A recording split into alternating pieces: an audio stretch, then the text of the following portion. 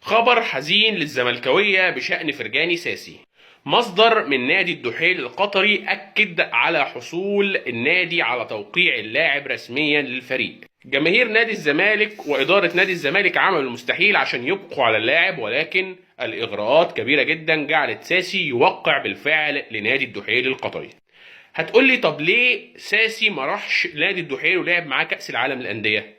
اولا لان عقده مستمر مع نادي الزمالك، كمان نادي الدحيل رفض ان هو يخش في مفاوضات جاده مع نادي الزمالك لضم اللاعب عشان النادي كان عاوز يكرم نجمه ومدافعه التونسي مهدي بن عطيه في انه يلعب مباريات مونديال الانديه كاخر بطوله هيشارك فيها مع النادي. مصادر من داخل نادي الدحيل اكدت ان يوسف المساكني نجم منتخب تونس هو اللي اقنع ساسي بالرحيل لنادي الدحيل. أصبح بقاء ساسي مع الزمالك أمر شبه مستحيل. اكتبوا لي في الكومنتات هل سيتأثر نادي الزمالك برحيل فرجاني ساسي، ومين في الدوري المصري يقدر يعوضه، وأنا